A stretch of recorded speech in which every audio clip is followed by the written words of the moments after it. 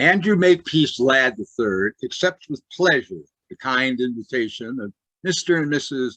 Gilbert Channing Gardner for a birthday party in honor of their daughter, Melissa, on April 19th, 1937, at 3:30. Dear Andy, thank you for the birthday present. I have a lot of Oz books, but not The Lost Princess of Oz. What made you give me that one? Sincerely yours, Melissa. I'm answering your letter about the book. When you came into the second grade with that stuck-up nurse, you look like a lost princess. I don't believe what you wrote. I think my mother told your mother to get that book. I like the pictures better than the words. Now let's stop writing letters. I will make my L's taller than my D's. I will close up my A's and E's and O's. I will try to make longer P's. Pass it on. You're funny. Will you be my Valentine? Were you the one who sent me a Valentine saying, will you be my Valentine? Yes, I sent it. Then I will be, unless I have to kiss you.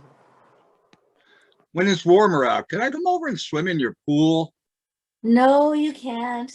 I have a new nurse named Miss Hawthorne who thinks you'll give me infantile paralysis.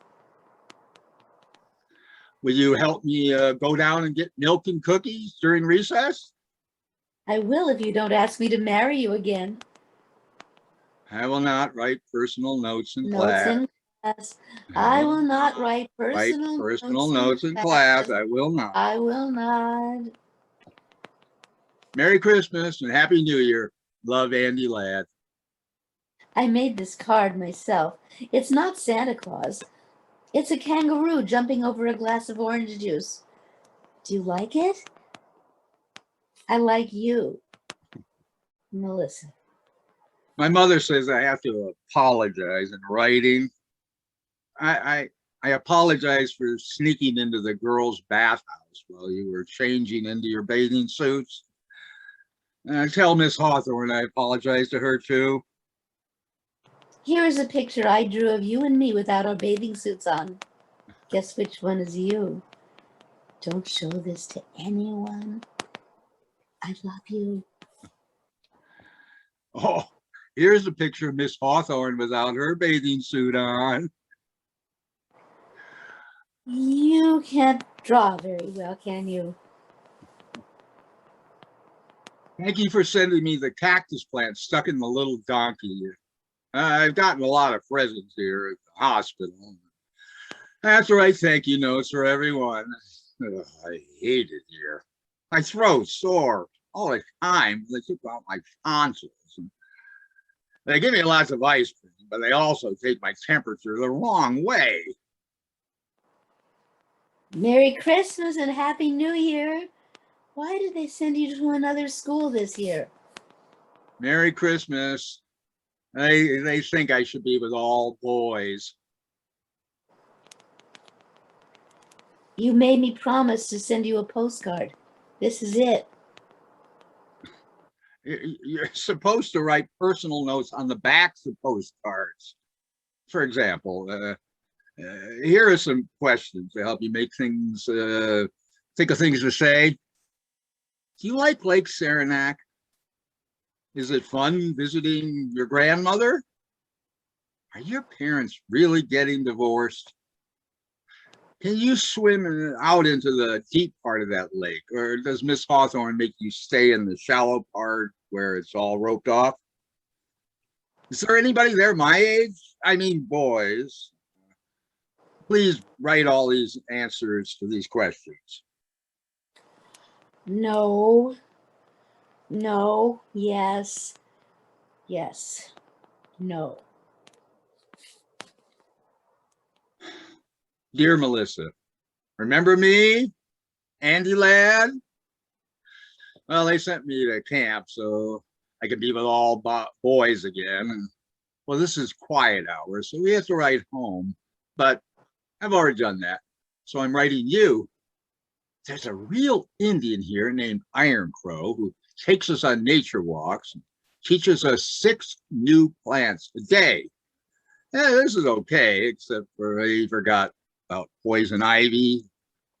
Oh, I won the backstroke, which gives me 2.5 gold stars. Well, if I get over 50 gold stars by Parents' Day, then I win a leadership prize, which is what my father expects of me. Oh, I'm making a napkin ring shop, which is worth 4 stars, which is either for my mother or for you. I hope you'll write me back, because when the mail comes every morning, they shout out our names, and it would be neat to walk up and get a letter from a girl. Help! Yipes! I can't write letters. It took me hours just to write Dear Andy. I wrote my father because I miss him so much, but to write a boy? Hell's bells and oriental smells. I'm sending you this picture I drew of our cat instead. Don't you love its expression? It's not quite right, but I tried 3 times. I drew those jiggly lines around his tail because sometimes the tail behaves like a completely different person. Oh, I love that tail. There's a part of me that feels like the tail. Oh, here's some bad news. My mother's gotten married again to a man named Hooper McPhail. Hell, let me out of here. I like the cat. Is that the cat you threw in the pool that time when we were playing over at your house in 3rd grade? No, that was a different cat completely.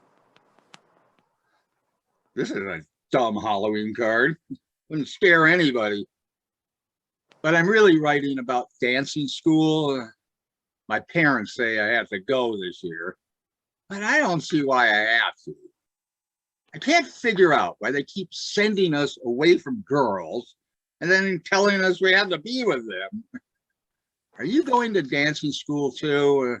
Just write yes or no, since you hate writing. Yes. Dear Mrs. McPhail, I want to apologize to you for my behavior in the back of your car coming home last night from dancing school. Well, Charlie and I were just goofing around, and I guess it just got out of hand. I'm sorry you had to pull over to the curb, and I'm sorry we tore Melissa's dress. My father says, you should send me the bill. I'll pay for it out of my allowance. Dear Andy, Mommy brought your letter up here to Lake Placid. She thought it was cute. I thought it was dumb. I could tell your father made you wrote it. You and I both know that the fight in the car was really Charlie's fault. And Charlie never apologized, thank God. That's why I like him, actually. As for you, you shouldn't always do what your parents want. And even at dancing school, you're always doing just the right thing all the time. You're a victim of your parents sometimes. That's why I asked Charlie to do the rumba with me. That time he at least hacks around a little, occasionally.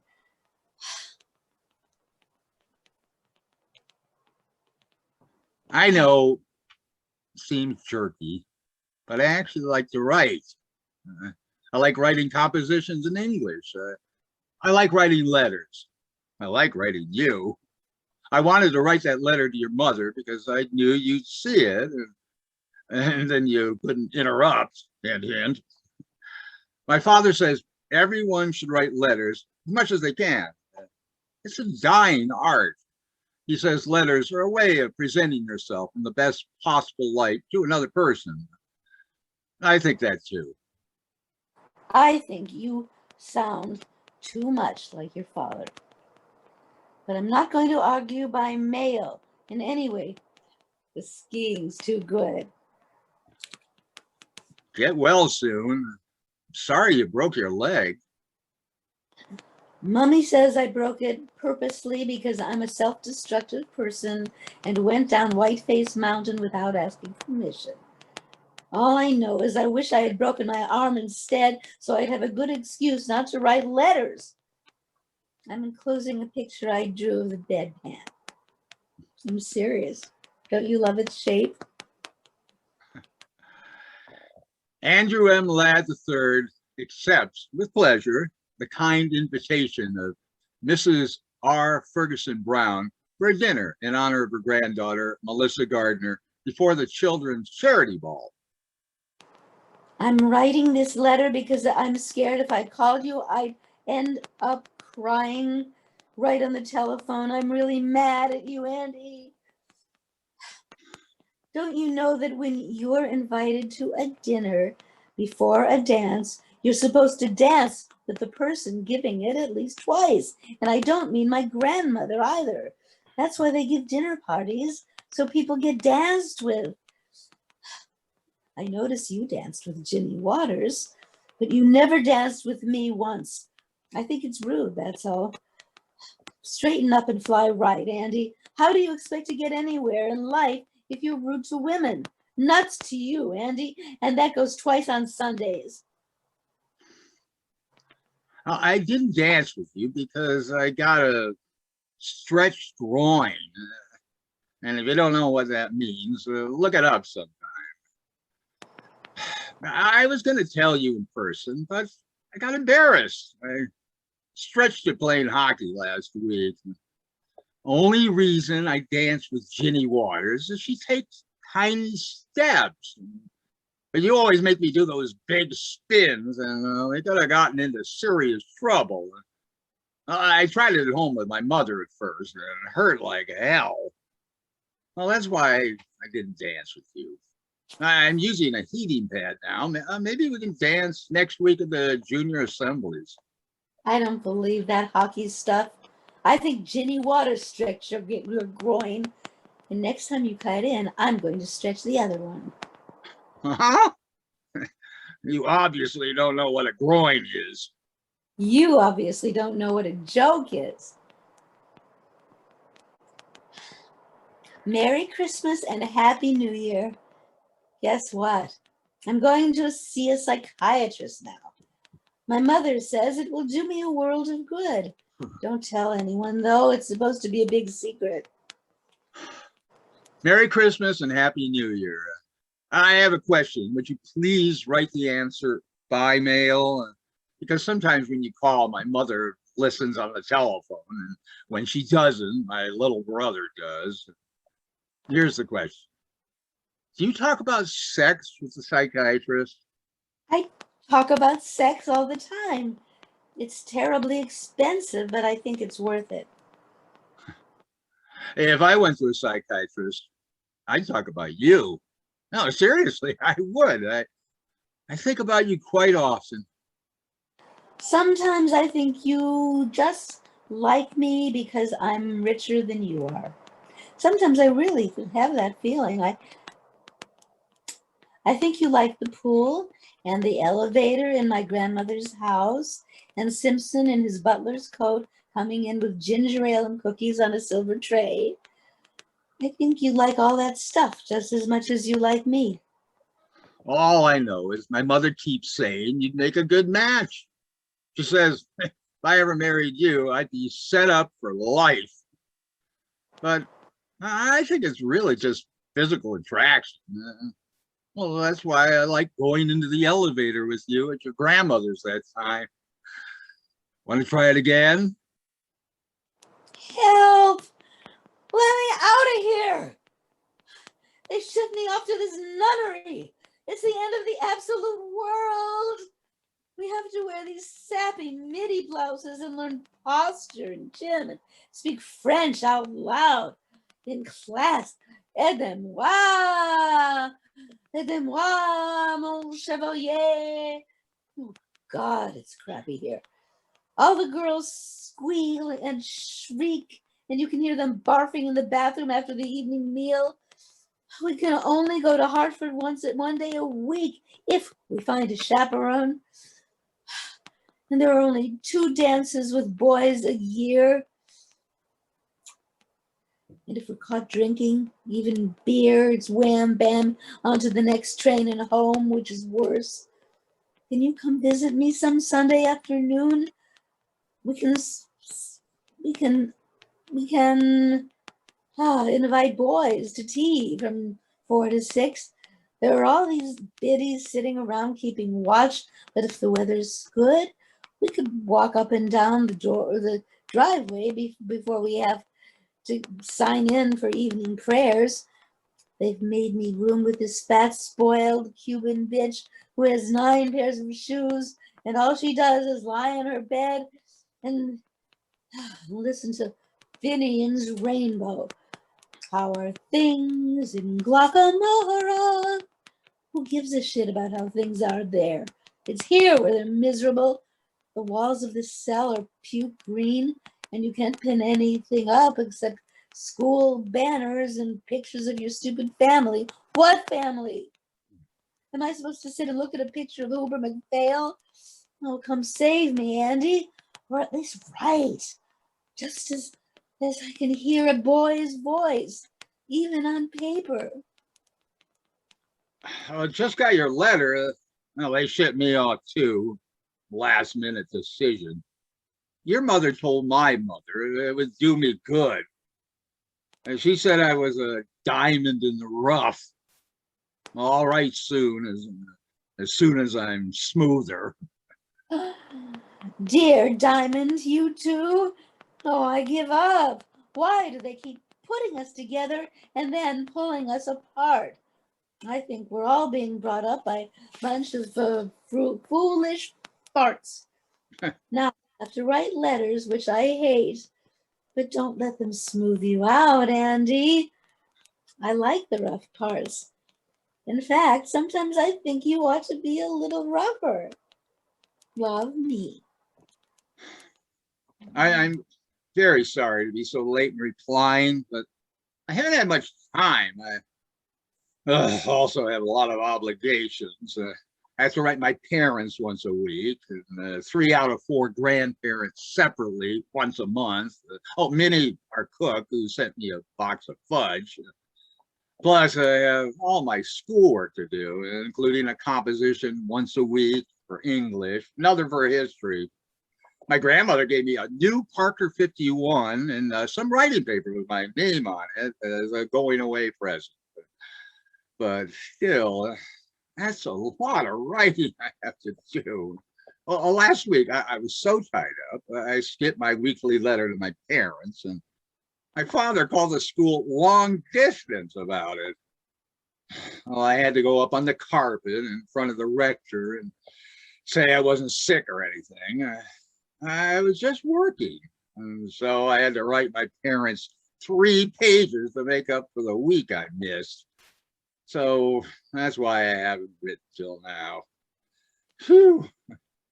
Well, school's going well, I guess. In English, we're now finishing up Milton's Paradise Lost. In history, we're studying the causes and results of the 30 Years' War. I think the Catholics caused it. In Latin, we're translating Cicero's orations against Catiline. How long, old Catiline, will you abuse our patience? When I get home, I'm going to try that on my little brother. In French, we have to sit and listen to Mr. Thatcher read out loud all the parts of Andromache by Jean Racine. It's supposed to be a great masterpiece, but the class comes right after football practice. So it's a little hard to stay awake. In sacred studies, we have to contrast all 4 gospels. It's hard to believe they're all talking about the same guy. In math, we're trying a factor with 2 unknowns. Sometimes I let X be me and Y be you, and you'd be amazed how it all comes out. My grades are pretty good. They post your weekly average outside Sunday study hall. Last week I got 91.7 overall. Not bad, huh? I got a letter from my grandfather. telling me not to be first in my class because only the Jews are first. I wrote him and told him I wasn't first, but well, even if I was, there are no Jews here. We have a few Catholics, but well, they're not too smart, actually. I don't think you can be smart and Catholic at the same time. I was elected to the student council, and I'm arguing for three things. One, I think we should have outside sports rather than keeping them all intramural. Well, I think it'd be better to play with Exeter than just play with ourselves. Two, I think we should have more than one dance a year. I think female companionship can be healthy occasionally, even for younger boys. And three, I think we should only have to go to chapel once on Sunday. I think it's important to pray and be a better guy, all that, but you have to do it all day long, you can get quite boring. And if you get boring to yourself, think how boring you must be to God. I'm playing left tackle on the third team, and I'll be playing hockey, of course, this winter. I think I'll try rowing this spring since I always stank at baseball. Oh, now I have to memorize the last 5 lines of Paradise Lost. Hold it. Back in a little while. There. Well, that wasn't so hard. Maybe because it reminds me of you and me. It's not away from home. I'll write it down for you. Some natural tears they dropped, but wiped them soon. The world was all before them. Where to choose their place of rest, and Providence their guide. They hand in hand with wandering steps and slow, through Eden took their solitary way. Well, there you are. I wrote that without looking at the book. And it's right, too, because I just checked word by word. Not so bad, is it? Oh, in fact, it sounds great if you recite it in the bathroom when no one's in the shower or taking a dump. Love, Andy. Thanks for your letter, which was a little too long. I guess you have a lot of interesting things to say, Andy. But some of them are not terribly interesting to me. I want to hear more about your feelings. For instance, here are my feelings. This place stinks. But I don't want to go back home because Hooper McPhail stinks. And I haven't heard of another boarding school that doesn't stink, which means that life stinks in general. Those are my feelings for the week. Write soon. Love, me. One feeling I have almost all the time is that I miss my dog, Porgy. Remember him? Our black cocker who peed in the vestibule when you patted him, when you came over to the house after the skating party. Oh, I miss him all the time. Some of the masters up here have dogs, and when I pat them, I miss Porgy even more. I dream about him.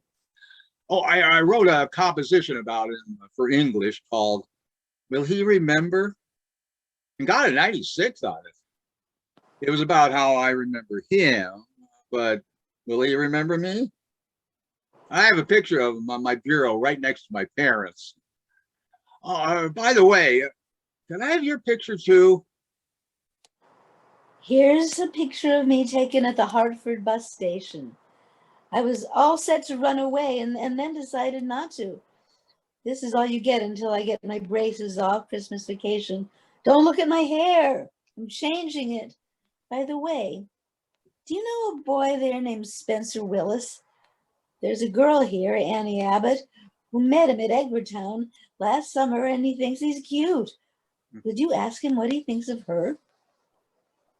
Spencer Willis says Annie Abbott is a potential nympho. I'm sorry to tell you this, but it's true. Annie says to tell Spencer he's a total turkey. Tell him she'd write and say to him that, herself, but She's scared of barfing all over the page. If you get out for Thanksgiving, we don't because of the war. Oh, we do, but I don't. I've been grounded just for sneaking one lousy Chesterfield behind the art studio. So now I have to stay here and eat stale turkey with Cubans and Californians. That's all right. I was supposed to see Mummy in New York, but it looks like she can't be there because she's going to Reno to divorce Cooper McPhail. Yippee! Yay! He was a jerk and a pill, and he used to bother me in bed, if you know what I mean. I like seeing you Christmas vacation, particularly with your braces off. I really like necking with you in the Watson's rumpus room. Will you go steady with me? I don't believe in going steady. It's against my religion. I hated that stuff with all those pairs of pimply people in the Watson's basement, leaning on each other, swaying in that dumb music and with all the lights off. If that's going steady, I say screw it. My mother says you should meet as many boys as you can before you have to settle down and marry one of them. That way you'll make less of a mistake. It didn't work for her, but maybe it will work for me. Well, can we at least go to the movies together during spring vacation? I don't know, Andy.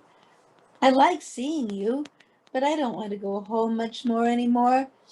My mother gets drunk a lot, if you must know, and comes into my room all the time and talks endlessly about I don't know what because she slurs her words. The only really good time I had was when I came over to your house Christmas Eve. That was fun. Singing around the piano, hanging up the stockings, playing Chinese checkers with your brother, helping your mother with the gravy. I liked all that. You may not have as much money as we have, but you have a better family. So, spring vacation, I'm going to visit my grandmother in Palm Beach. Oh, at least I'll get a tan. P.S.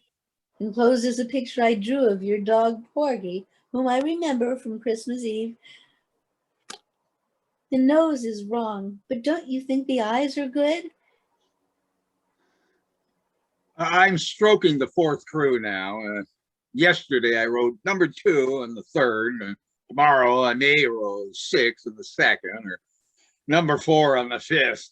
Who knows? I mean, you get out there, work your butt off, and the launch comes alongside, puts you over, and the next day they post a list on the bulletin board saying who will row what. And they never tell you what you did right or wrong, whether you're shooting your slide or bending your back or what. They just post the latest results for all to see. Some days I think I'm doing really well, and I get sent down 2 crews. One day I was obviously hacking around. They moved me up. There's no rhyme or reason. I went to Mr. Clark, who is the head of rowing, and I said, look, Mr. Clark, there's something wrong about the system. People are constantly moving up and down, and no one knows why. Doesn't seem to have anything to do with whether you're good or bad, strong or weak, coordinated or uncoordinated. It all seems random, sir. And Mr. Clark said, that's life, Andy, and walked away. Well, maybe that's life, but it doesn't have to be life. I mean, you could easily make rules which made sense. So the good ones moved up, the bad ones moved down. And people knew what was going on. I'm serious. I'm thinking about going to law school later on. Your last letter was too much about rowing. Do you know a boy there named Steve Scully? I met him down in Florida, and he said he went to your school and was on the first crew. He said he was the fastest rower in the boat. Is that true or was he lying? I think he may have been lying. Steve Scully was lying.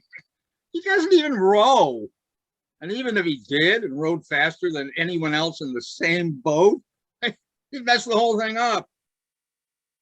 He said he got to second base with you. Is that true? Steve Scully is a lying son of a bitch, and you can tell him I said so. Will you be around this summer? I think I got a summer job caddying, so no more camp, thank God. I'll be visiting my father in California. I haven't seen him in 4 years. He has a new wife, and I have 2 half-sisters now. It's like going to find a whole new family. Oh, I hope. Do you like California? Write me about California. How's your second family?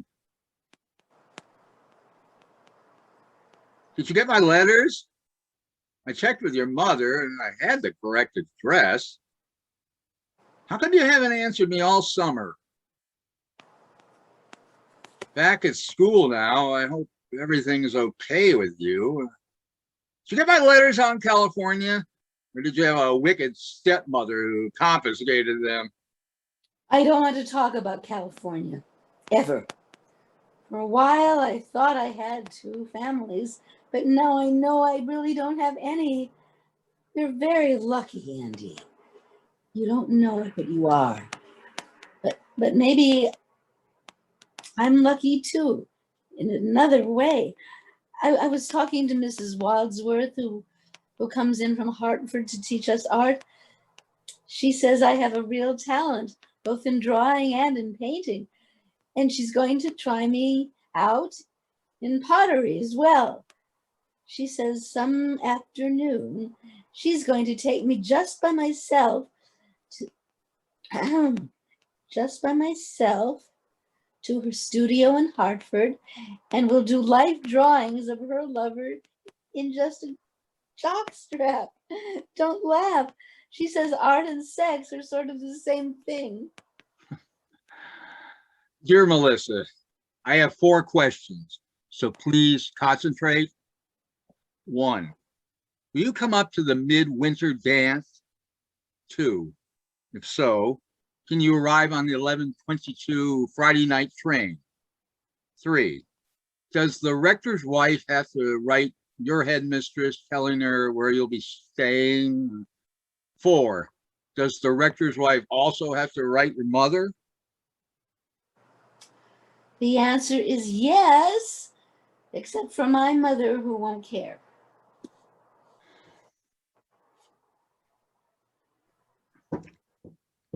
I have to tell you this right off the bat. I'm really goddamn mad at you. I invited you up here for the only dance my class has been able to go to since we got here. I need you at the train, buy you a vanilla milkshake, bring you out to the school in a taxi. I score 2 goals for you during the hockey game the next afternoon. I buy you the $8 gardenia corsage. Make sure your dance card's filled with the most regular guys in the school. And then what happens? I now hear you sneaked off with Bob Bartram during the Vienna Waltz and necked with him in the coat room. I heard that from 2 guys. And then Bob himself told me about it yesterday at breakfast. He says he French kissed you and touched both your breasts. I tried to punch him, but Mr. N-Body restrained me. I'm really sore, Melissa. I consider this a betrayal of everything I hold near and dear, particularly since you would hardly even let me kiss you goodnight after we had cocoa at the rector's. And you know what I'm talking about, too. So don't expect any more letters from me or any telephone calls either during spring vacation. Sincerely yours. Sorry. I am. I hate that Bob Bartram. I hated him even when I necked with him. I know you won't believe that, but it's true. You can be attracted to someone you hate. Well, maybe you can't, but I can. So all right, I necked with him. but he never touched my chest. And if he says he did, he should be strung up by his testicles. You tell him that for me at breakfast. Anyway, I got carried away, Andy, and I'm a stupid bitch, and I'm sorry. I felt so guilty about it that I didn't want to kiss you after the cocoa. And besides, Andy,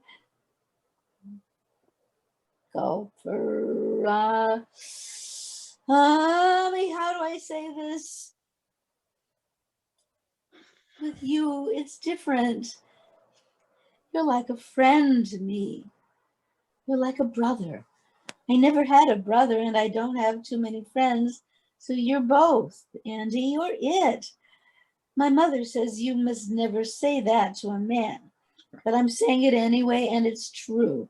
Maybe if I didn't know you so well, maybe if I hadn't grown up with you, maybe if we hadn't written all those goddamn letters all the time, I could have kissed you the way I kissed Bob Bartram. Oh, but please, let's see each other during spring vacation. Please, I count on you, Andy. I need you. I think sometimes I'd go stark raving mad if I didn't have you to lean on. I really think that sometimes. Much love. Happy Easter.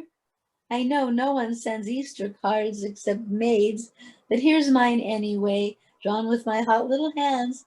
I drew those tears on that corny bunny on the left because it misses you so much, but maybe I've just made it all the cornier. Greetings from Palm Beach. Decided to visit my grandmother. Yawn, yawn, I'm a whiz at backgammon and gin rummy.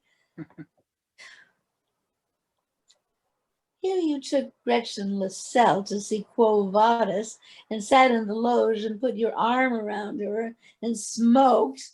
Naughty, naughty. Back at school, but not for long, that's for sure. Caught nipping gin in the woods with Bubbles Harriman. Have to get my trunk packed by tonight and be out tomorrow. Mommy's frantically pulling strings all over the eastern seaboard for another school. Mrs. Wadsworth, my art teacher, thinks I should chuck it all and go to Italy and study art. What do you think? Oh, please write, Andy, please. I need your advice. Or are you too busy thinking about Gretchen Lascelles? Well, to answer your question about Italy, I think you're too young to go. My mother said she had a roommate once who went to Italy in the summer, and the Italians pinched her all the time on the rear end. Mother said she became thoroughly overstimulated. So I think you should go to another school, graduate, go to college. Well, maybe after that, when you're more mature, you could go to Italy. And that's my advice for what it's worth. Which is probably not much the way things are going between you and me. Here I am at Emma Willard's Academy for Young Lesbians. Help, let me out of here. Plus ça change, plus c'est la same shit. Are you coming straight home this June because I am? I want to see you. Or are you still in love with Gretchen Lascelles? For your information, I'm not taking Gretchen Lascelles out anymore. I brought her home after the Penny's party, and my father caught us on the couch. He told me he didn't care what kind of girls I took out, as long as I didn't bring them around my mother, even though she was upstairs. Still, I guess Gretchen can be embarrassing to older people. I hope to see you in June then. Can't come home in June. Sorry. I have to go and be a counselor at a school camp for poor kids from the urban slums. I'm vice president of my class now. And, well, I'm supposed to set an example of social responsibility all through July. I'll be writing letters, though. I hope you'll write me. I don't want to write letters all the time. I really don't. I want to see you. You just need more confidence in your letter writing ability. Sometimes you manage to attain a very vivid style. Won't you please just stop writing about writing and come home and they go to the Campbell sports party? Because before you go up to that stupid camp, please. I behave better when you're around. In person, please. Greetings from New Hampshire. This card shows the town we're near where we sneak in and buy beer. We're cleaning the place up now, putting out the boat docks, caulking the canoes, because the kids arrive tomorrow. Gotta go right soon. I miss you. I really wish you had come to the Campbell sports party. Dear Melissa, Sandy McCarthy arrived from home for the second shift here at camp, and he told me all about the Campbell sports party. He said you wore a two-piece bathing suit and ran around goosing girls and pushing boys into the pool. Do you enjoy that sort of crap? He said the other girls were furious at you. Don't you want the respect of other women? Sandy also said you let Bucky Zeller put a tennis ball in your cleavage. Are you a nympho or what? Don't you ever just like sitting down somewhere and making conversation? Sandy says you're turning into a hot box. Do you like having that reputation? Hell, I thought there was a difference between you and Gretchen Lascelles. Maybe I was wrong. Don't you care about anything in the world except hacking around? Don't you feel any obligation to help the poor people, for example? Sometimes I think your big problem is you're so rich, you don't have enough to do, and so you start playing grab ass with people. I'm sorry to say these things, but what Sandy told me made me slightly disgusted, frankly. I wrote you a letter from New Hampshire. Did you receive it? Are you there? Are you visiting your grandmother or what? Did you sore at me? I'll bet you're sore at me. I'm sorry. I apologize. I'm a stuffy bastard sometimes, aren't I? Oh, the hell with you then. Oh, big tough Andy using four-letter words like hell. Screw you. You wish you could. Yeah, everyone else seems to be. Don't believe everything you read in the papers. Dear Andrew, make peace, lad, the turd. I just want you to know you hurt me very much. I just want you to know that. Now let's just leave each other alone for a while. All right? All right. Dear Melissa, my mother wrote me that your grandmother had died. Please accept my deepest sympathies. Thank you. Thank you for your note about my grandmother. I loved her a lot, even though she could be a little boring. Congratulations on getting to Briarcliff. I hear it's great. Thank you for your note about Briarcliff. It's not great, and you know it. In fact, it's a real pit.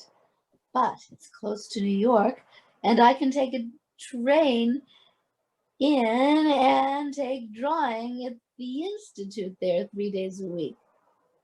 And in 2 years, if I stick it out, Mummy's promised that I can go to live in Florence. I hope you like Yale. Would you consider coming to the Yale-Dartmouth game Saturday, October 28th? I'll be there.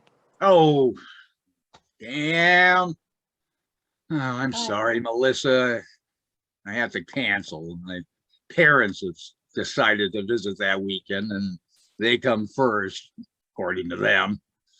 My mother says she'd love to have you with us, but my father thinks you can be somewhat distracting. You and your parents, let me know when you decide to grow up. How about the Harvard game, November 16th? Do you plan to grow up at the Harvard game? Oh, give me a chance. I might surprise you. Okay, let's give it a try. You should know that I'm even richer now than when you said I was rich, thanks to poor Granny. I plan to drive up to the front gate of Calhoun College in my new red Chrysler convertible and sit there stark naked, honking my horn and drinking champagne and flashing at all the freshmen. Well, here's the schedule. We'll have lunch at Calhoun around noon, then drive out to the game.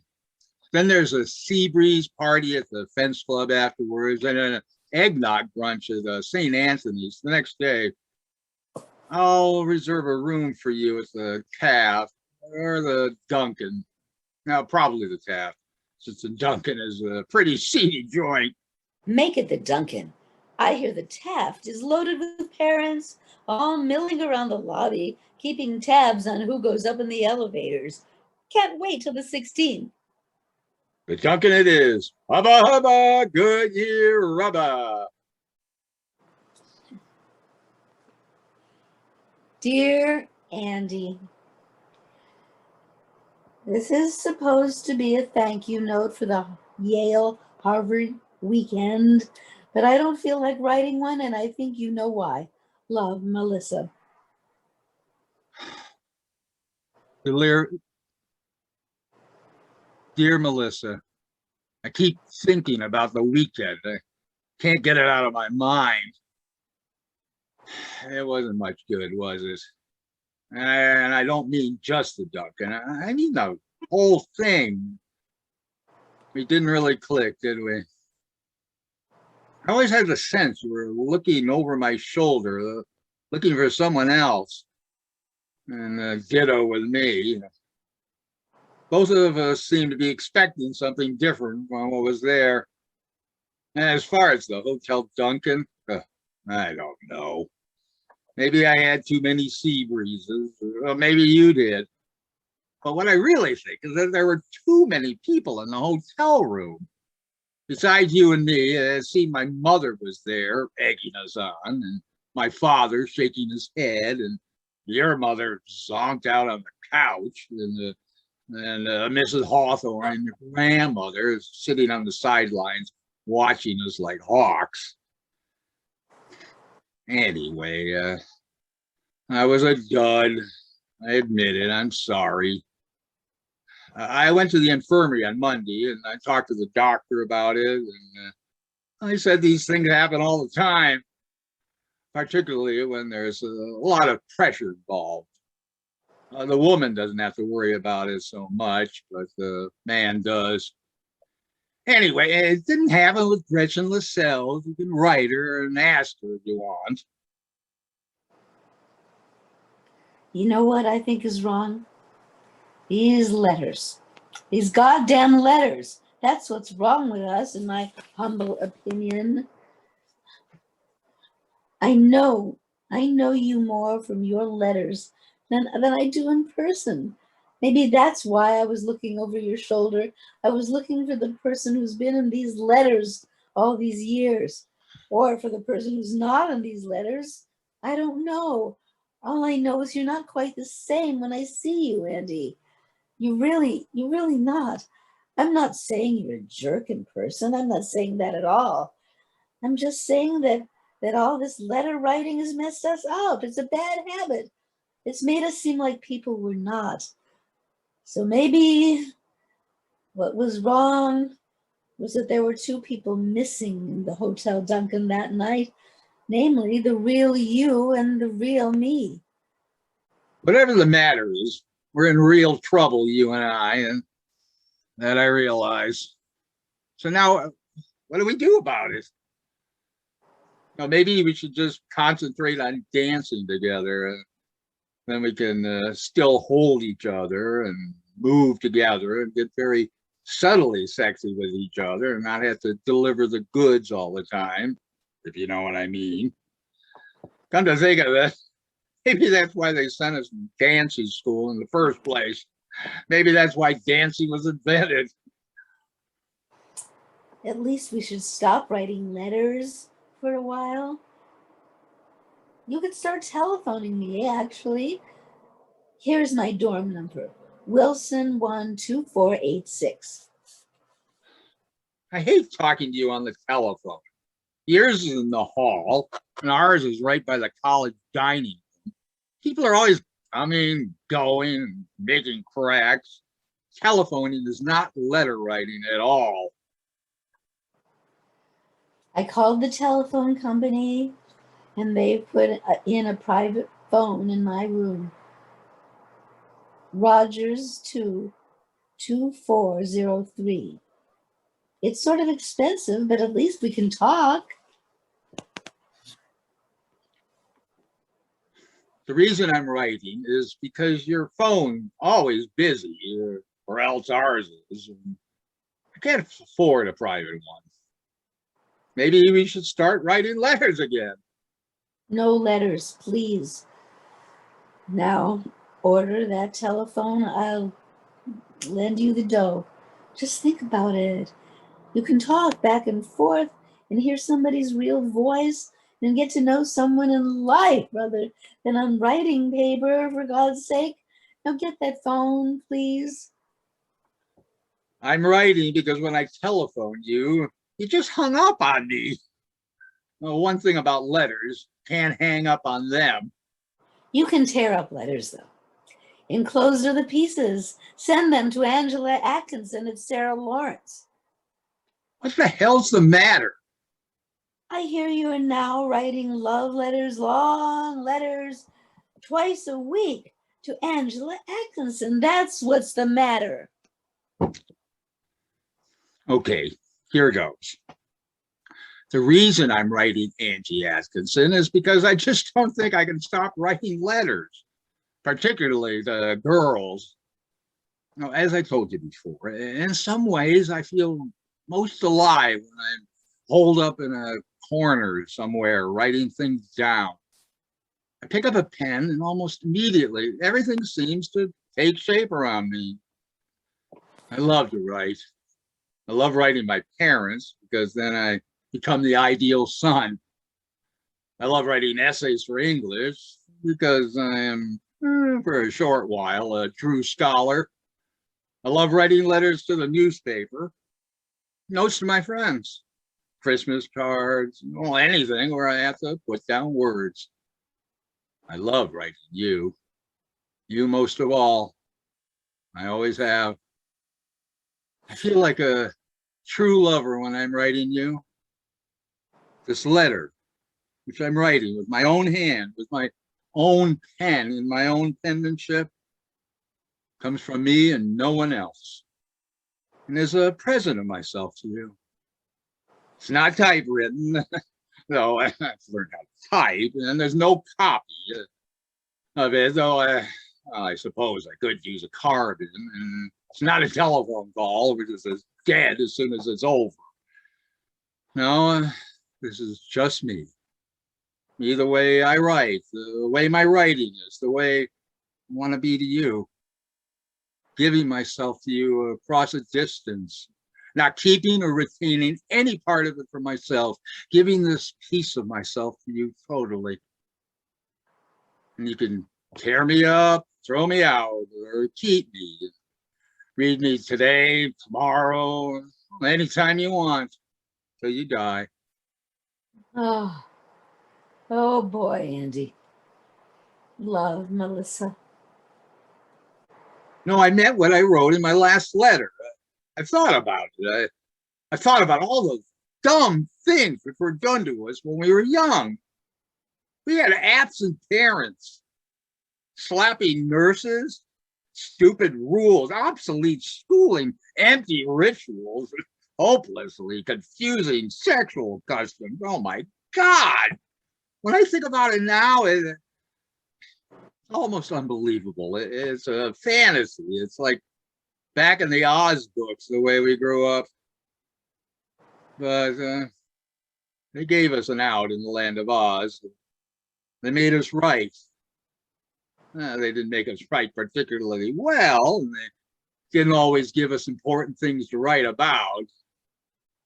But they did make us sit down and organize our thoughts and convey those thoughts on paper as clearly as we could to another person. Thank God for that. That saved us, or at least it saved me. So I have to keep writing letters. I can't write them to you. I have to write them to someone else. I don't think I could ever stop writing completely. Now, can I come up there and see you next weekend? Or better yet, would you please escape from that suburban Sing thing? Come down here and see me. I wrote my way into this problem, and God damn it, I'm writing my way out of it. I'll make another reservation at the Hotel Duncan, and I promise I'll put down my pen and give you a better time. Dear Andy, guess what? Right while I was in the middle of reading your letter, Jack Duffield telephoned me from Amherst and asked me up for a weekend up there. So I said yes before I got to where you asked me. Sorry, sweetie, but it looks like the telephone wins in the end. Dear Melissa, somehow I don't think this is the end. It could be, but I don't really think it is. At least I hope it isn't. Love, Andy.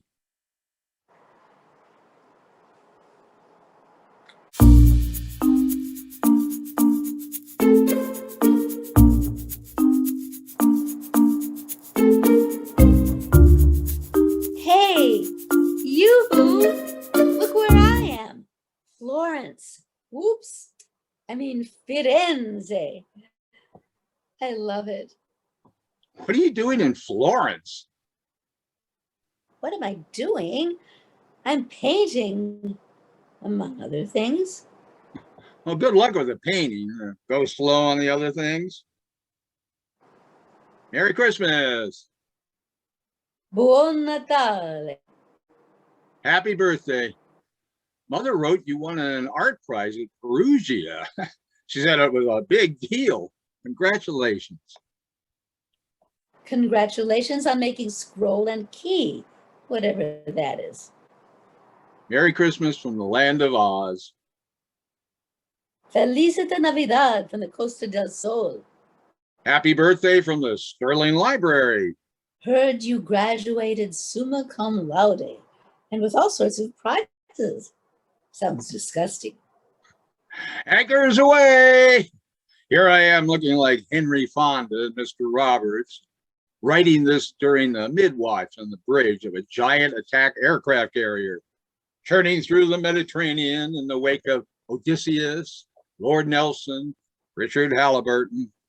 You'll be pleased to know that our guns are loaded, our planes in position, and our radar is constantly scanning the skies, all designed simply and solely to protect you against communism. Next time you see me, I want you to salute. I should have known you joined the Navy. Now you can once again be with all boys. We come into La Spezia in January. Could we meet? Sorry, I'll be in Zermatt in January. Ship will be in the Mediterranean all spring. We'll come into Naples March 3rd, 4th, or 5th. How about standing on the pier and waving us in? As the French say, je suis désolé. I'm meeting mother in Paris in March. Why don't you sail up the Seine?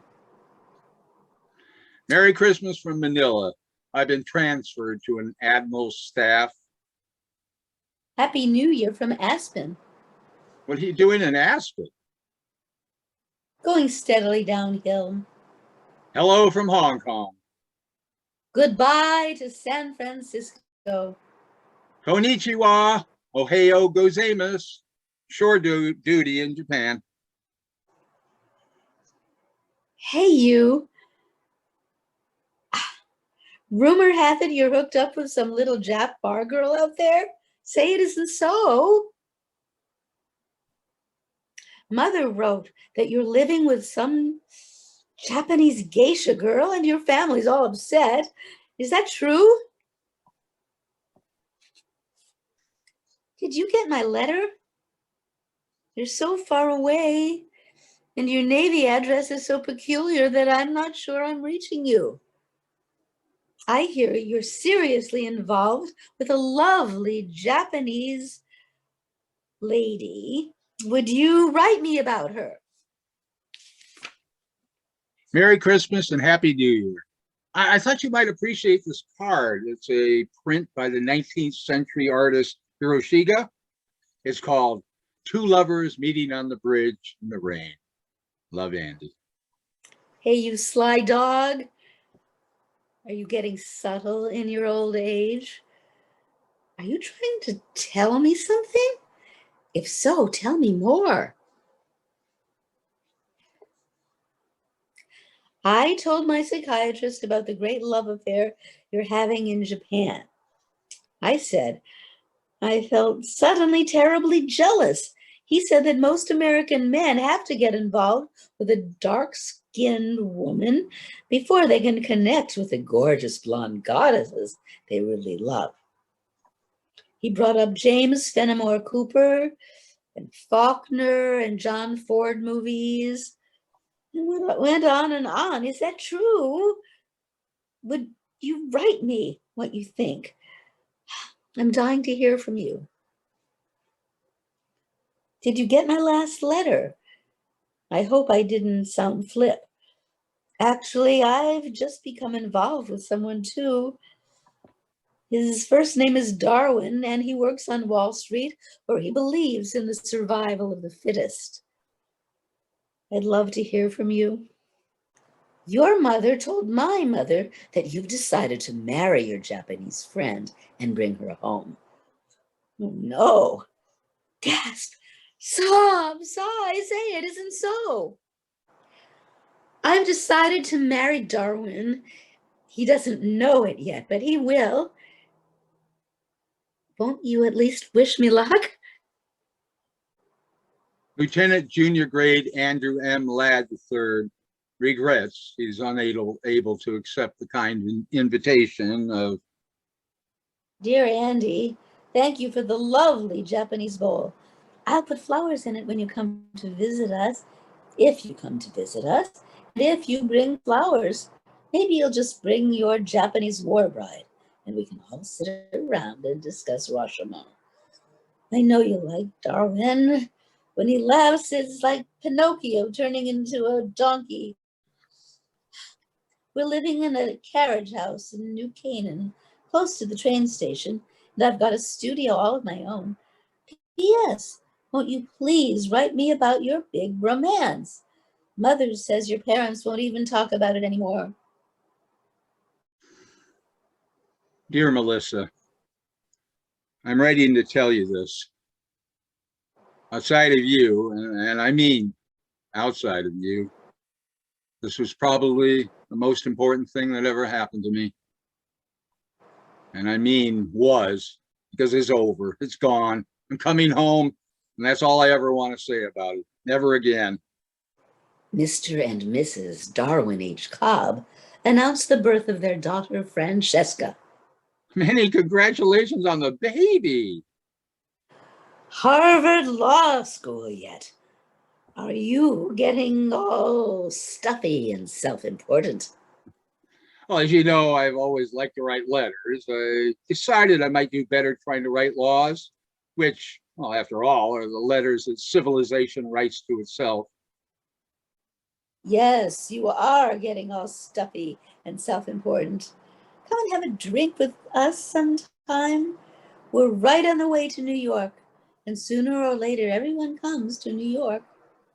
Read the New York Times account of your show at Stanford.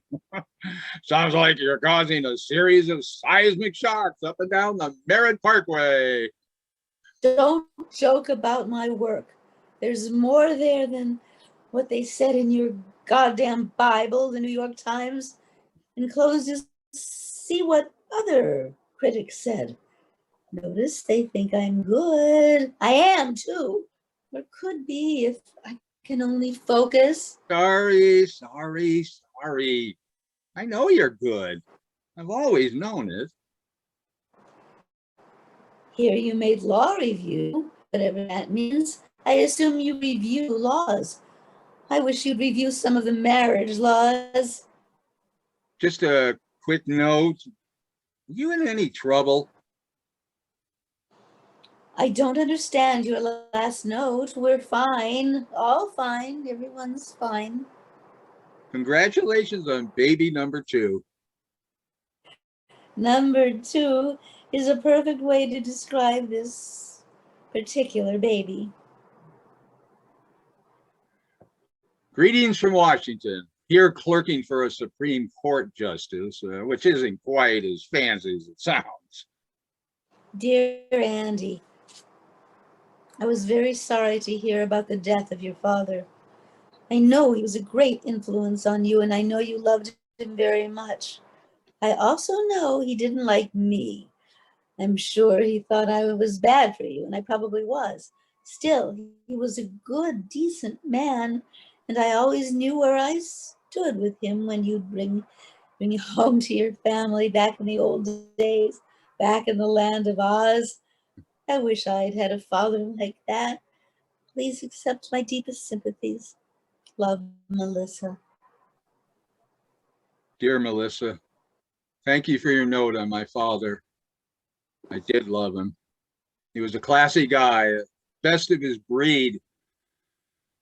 Even now he's gone, I can still hear him reminding me of my obligations to my family, my country, and myself, roughly that order. All my life, he taught me that those born to privilege have special responsibilities, which is, I suppose, why I came home alone from Japan, why I chose the law, why I'll probably enter politics at some level sometime on down the line. Thanks for writing. Love, Andy. Merry Christmas. I'm enclosing a snapshot Mother took of me and the girls. Don't I look domestic? Stop looking at my hair. By the way, you'll notice you know who is not in the picture. Thanks for the Christmas card. Are you in trouble? Greetings from Reno. Could I stop by Washington on the way back east? Let me know when you're coming. You can meet Jane. Jane. I'm going out with a great girl named Jane. Melissa Gardner Cobb regrets that she will be unable to accept the kind invitation. Dear Melissa, I had to add my 2 cents to Jane's thank you note for the wedding present. Oh, guess who's jealously peeking over my shoulder to make sure this isn't a love letter? First of all, thanks for the present, or whatever it was. Ah, tray! I'm now told it was a tray. A hand-painted tray, hand-painted by you, I'll bet. Anyway, thank you. I hope all goes well with you as it does with us. We'll be moving to New York in the fall. I got a job with one of those high-powered law firms. It'll probably be stuffy as hell for a while, but I'll learn the ropes. Besides, it's in my home state. Might be a good jumping off place for something political to do a little way down the line.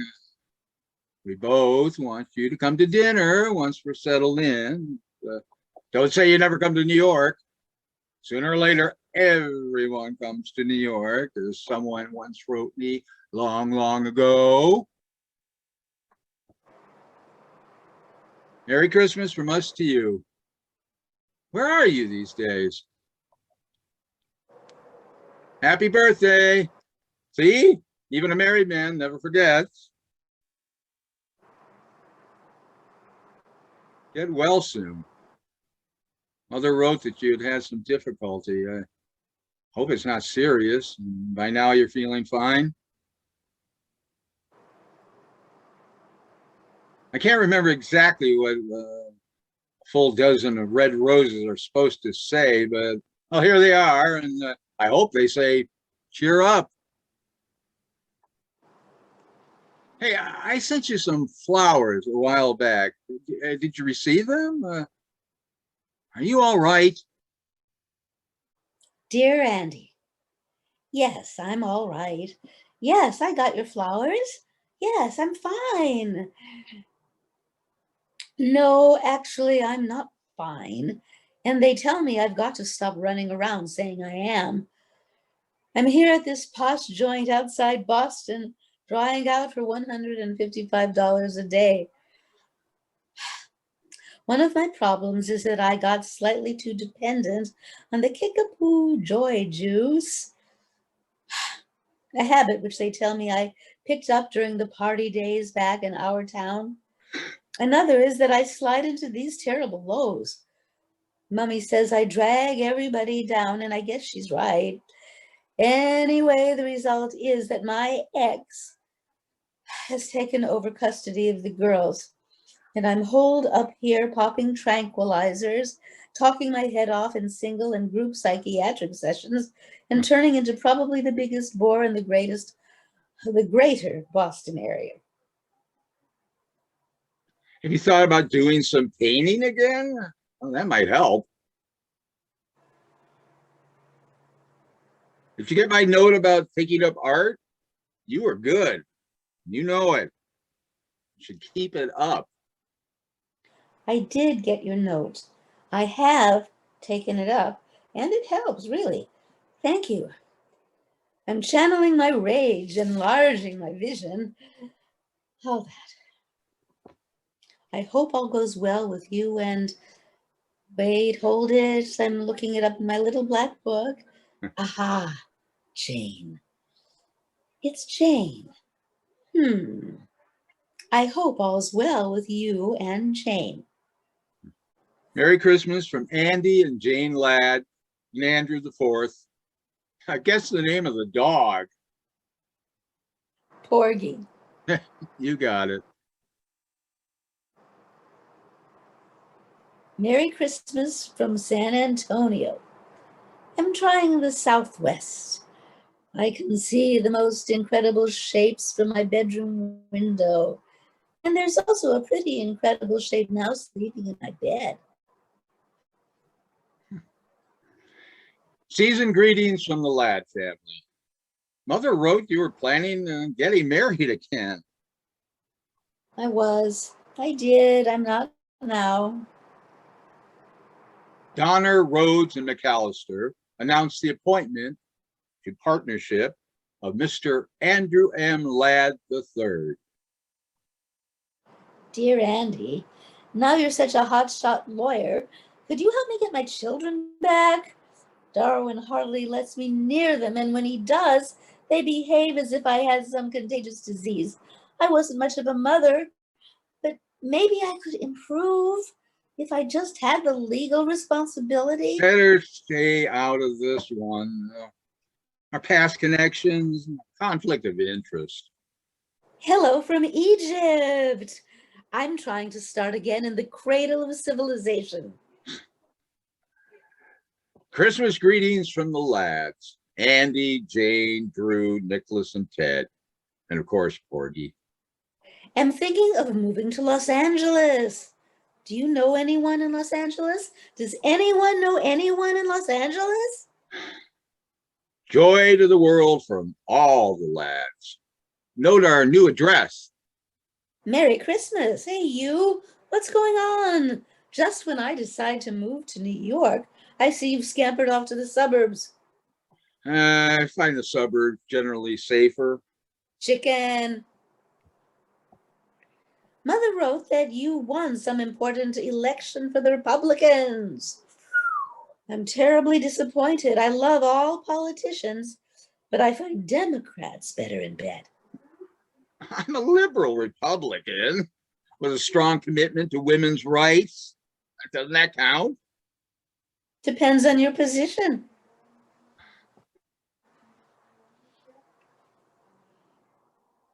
Paintings and drawings by Melissa Gardner.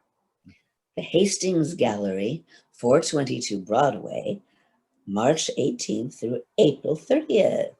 Opening reception, March 20th, 6 to 8 p.m.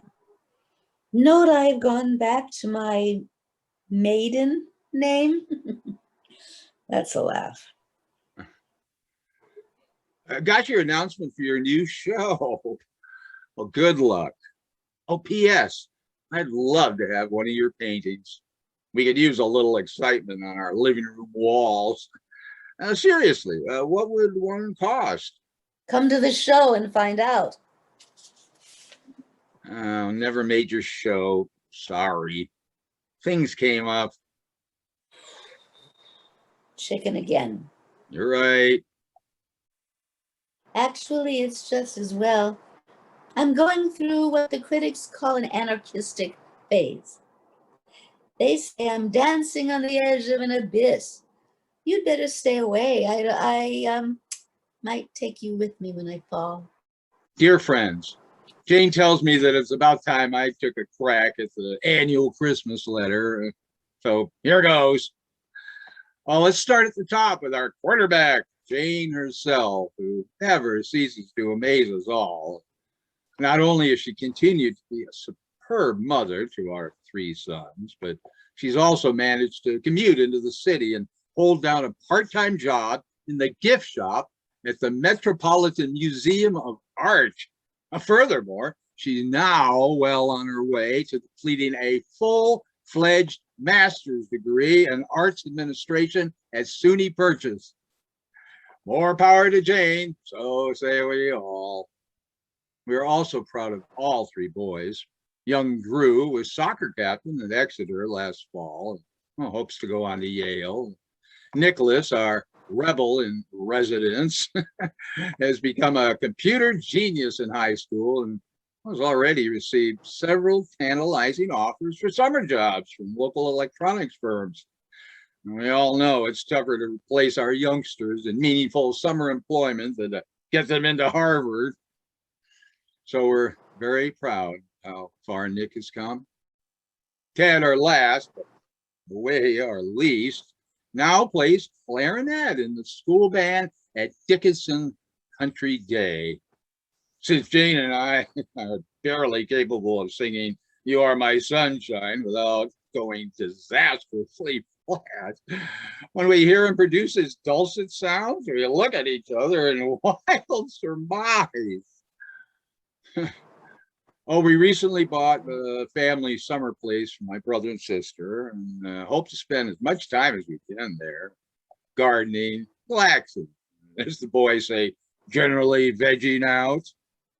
Jane and I become killers on the tennis court and hereby challenge all comers. If any of our friends are in the Adirondack area this summer, we expect telephone calls, we expect visits, we expect elaborate house presents. I've enjoyed very much serving on the state legislature. We proposed and written a number of bills, and we've won some, lost some. All my life, I had the wish to do something in the way of public service. And it's been a great pleasure to put that wish into practice. For those of my friends who urged me to seek higher office, well, let me simply say that I've had more than enough challenges right here where I am. Jane and the boys join me in wishing each and all of you a happy holiday season. Dear Auntie, if I ever get another one of those drippy Xerox Christmas letters from you, I think I'll invite myself out to your ducky little house for dinner. And when you're all sitting there eating terribly healthy food and discussing terribly important things and generally congratulating yourselves on all your accomplishments, I think I'll stand up on my chair and turn around and moon the whole fucking family. You're right. It was a smug, dumb letter. I apologize for it. Well, Jane normally writes it. Sounds better when she does. I always felt better writing just one person at a time, well, such as you. I guess what I was really saying is that as far as my family is concerned, we're all managing to hold our heads above water in this tricky world. Jane and I have had problems, but we're comfortable with each other now. And well, the boys, for the moment, are out of trouble. Nikki seems to be off drugs now, and Ted's getting help with his stammer. Porgy Jr., my old cocker, died. I miss him too much to get a replacement. I'm thinking of running for the Senate next fall if O'Hara retires. What do you think? I'd really like your opinion. If you decide to answer this, you might write care of my office address. Jane has a slight tendency towards melodrama, particularly after she got a hold of your last little note. The Senate, yes. I should have known. No, Andy, just think. Once again, you can be with all boys. Oh, hell. Go for it if you want. You'll be an image of righteousness and rectitude in our God-forsaken land. Or maybe it's just me that's God-forsaken these days. The Honorable Andrew M. Ladd III wishes to express his thanks for your generous donations to his senatorial campaign. You sent too much, Lisa. You didn't need to. Greetings from Silver Hill. Slight regression in the liquor department. They say it's in the genes. Lord knows my mother has the problem and my father too, in the end. Anyway, I'm working on it. Darwin is being a real shit about the girls. He's cut down on my visitation rights. So when you get to Washington, I want you to write a special law about vindictive ex-husbands, banishing them to Lower Slobovia forever and ever. Amen. Seasoned greetings from Senator and Mrs. Andrew M. Ladd family. Season's greetings indeed. Is that all you can say to me after 40 years? I'm warning you, Andy, keep that shit up, and I swear I'll come down and moon the whole Senate. Sorry, my staff sent that out. Merry Christmas, old friend. How are you? Where are you these days? Living in New York, alone for a change.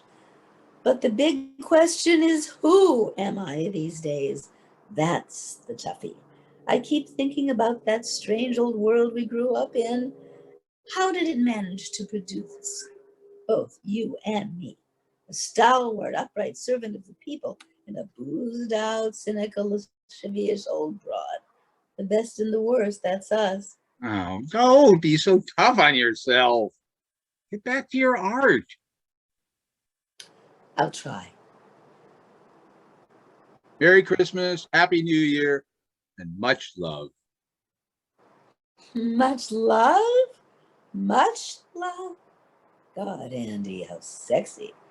Remember how much that meant in your preppy days? If it was just love, you were out in the cold. And if it was all my love, you were hemmed in for life.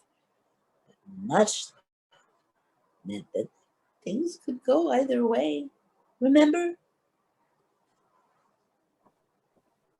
Merry Christmas and love from us all. Saw you on 60 Minutes. You looked fabulous.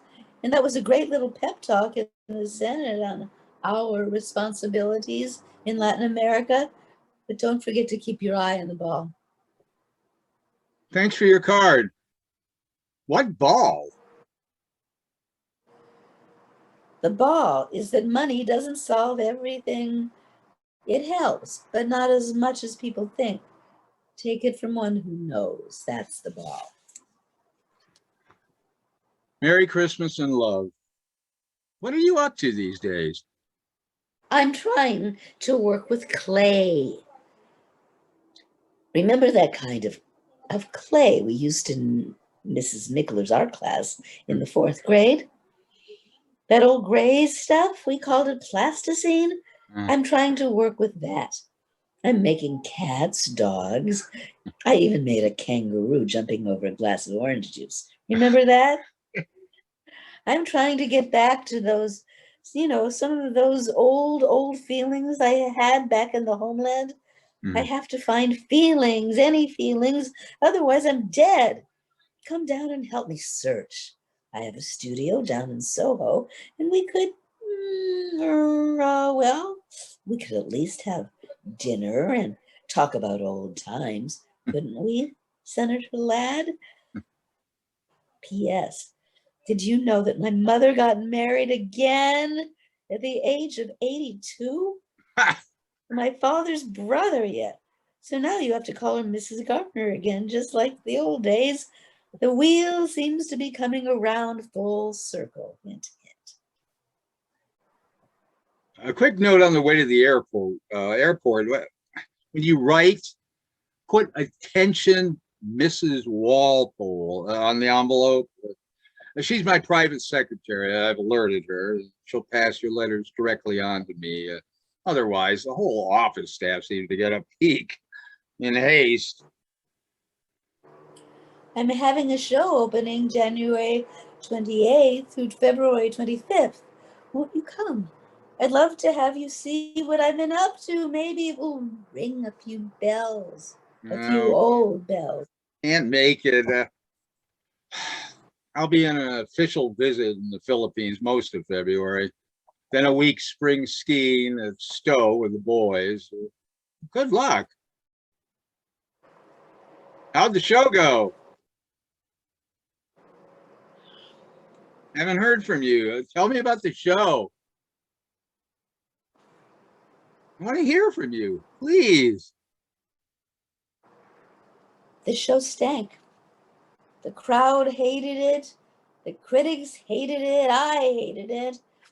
It was nostalgic shit. You can't go home again, and you can quote me on that.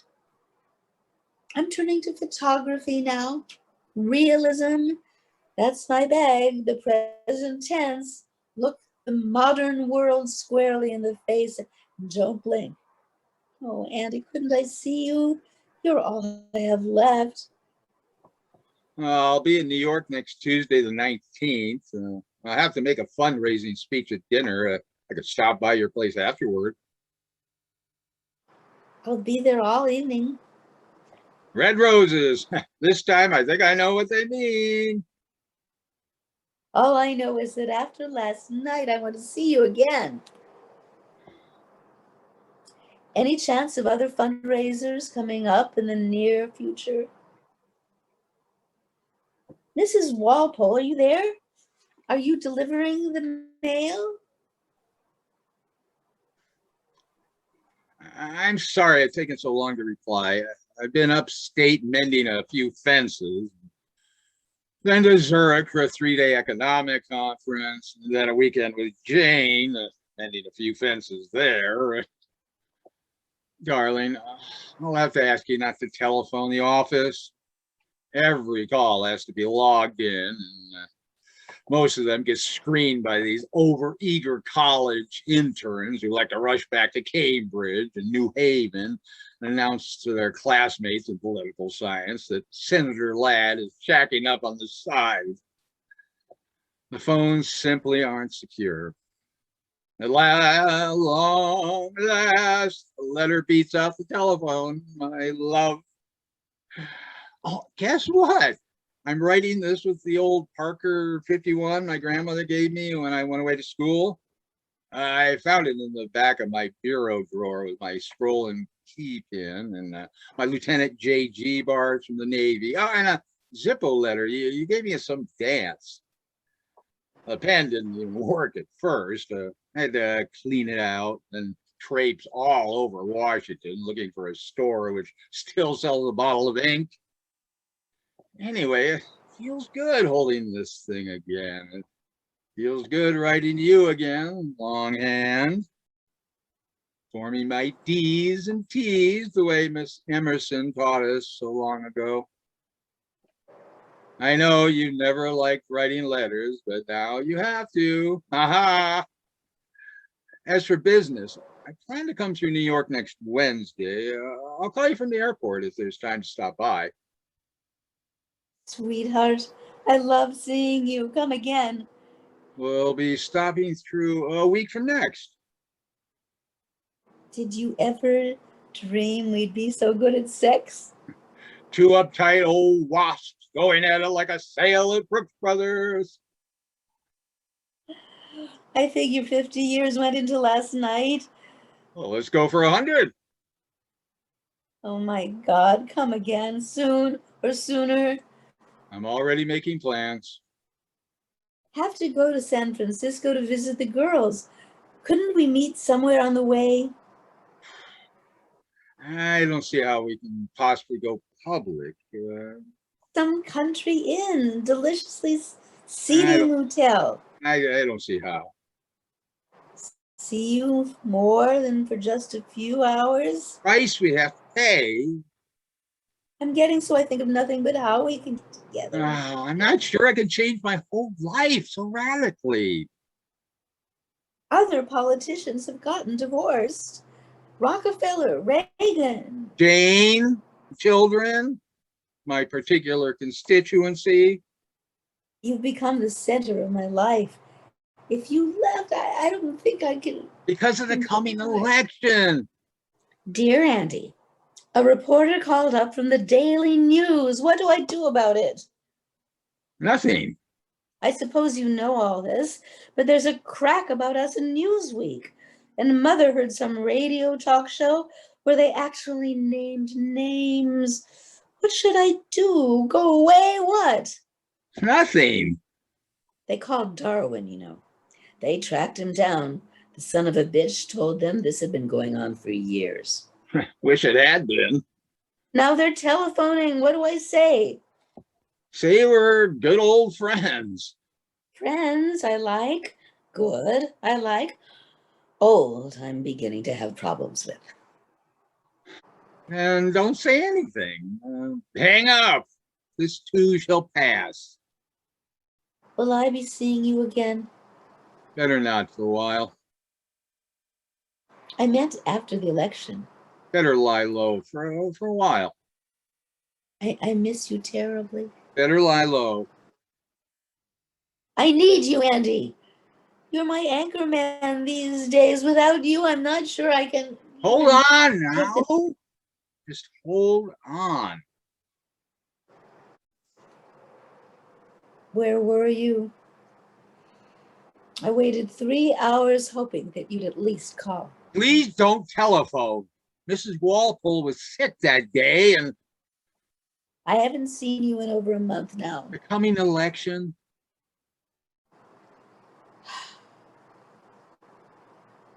Surely you could at least take time out to. If I want to be reelected. I need you. I need to be with you. I don't know if I can. The election. The election. The election. I haven't heard from you in 6 weeks, Andy.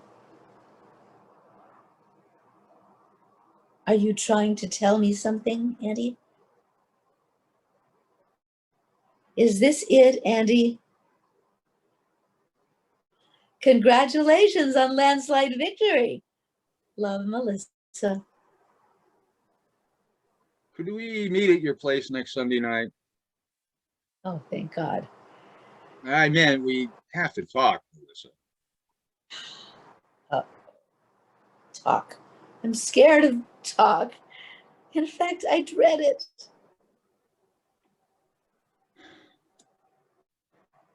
Dearest Melissa, are you all right? That was a heavy scene last Sunday, but I know I'm right. We got to go one way or the other. And the other goes nowhere. I know I sound like a stuffy prick, but I do feel I have a responsibility to Jane and the boys, and And now after the election to my constituency, which had enough faith and trust in me to vote me back in despite all the crap in the newspapers. And it wouldn't work with us anyway in the long run, sweetheart. We're too old. We're carrying too much old baggage on our backs. We'd last about a week if we ever got married. But we can still write letters, darling. We can always do that. Letters are still our strength and our salvation. Miss Walpole is still with us. There's no reason why we can't continue to keep in touch with each other in this wonderful old way. I count on your letters, darling. I always have. Hope you'll count on mine.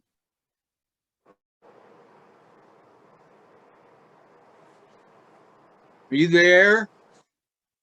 I keep putting please forward on the envelopes, but who knows? Now I've even resorted to the telephone, but all I get is your damn machine.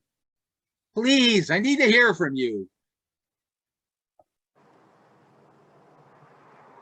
Senator and Mrs. Andrew M. Ladd III and family send you a warm holiday greetings and every good wish for the new year. Andy Ladd, is that you? Blow-dried and custom-tailored and jogging trim at 55, hiding behind that lovely wife with her heels together and her hands folded discreetly over her snatch. And is that your new dog, Andy? I see you've graduated to a golden retriever. And are those your sons and heirs? And help! Is that a grandchild nestled in someone's arms? God, Andy, you look like a holy family. Season's greetings and happy holidays, and even Merry Christmas, Senator Ladd. We who are about to die salute you. Just reread your last note. What's this we who are about to die stuff? May I see you again? I want to see you again, if I may.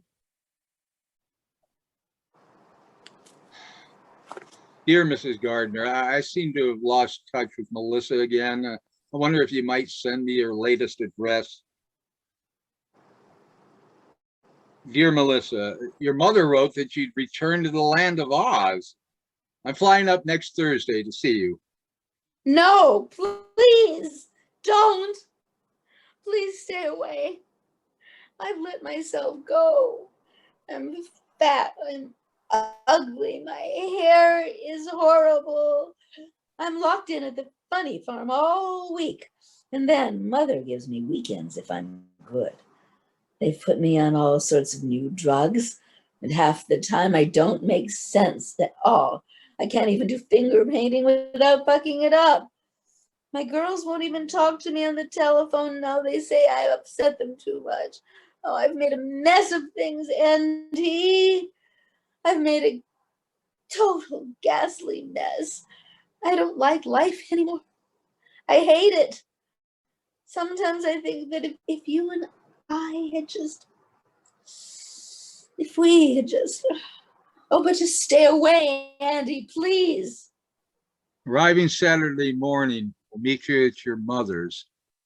Don't. I don't want to see you. I won't be there. I'll be gone. Andy, I swear I'll be gone.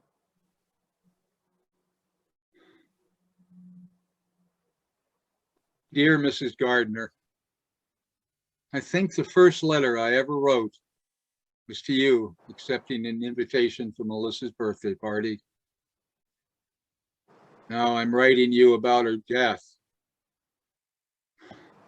I want to say a few things on paper I couldn't say at her funeral, both when I spoke and when you and I talked afterwards. As you may know, Melissa and I managed to keep in touch with each other most of our lives, primarily through letters. Well, even now, as I write this letter to you, I feel I'm writing it also to her. Ah, you're in your element now, Andy. We had a complicated relationship, she and I, all our lives. We went in very different directions. Somehow, over all those years, I think we managed to give something to each other. Melissa expressed all the dangerous and rebellious feelings I never dared admit to. Now he tells me. And I like to think I gave her some sense of balance. Balance?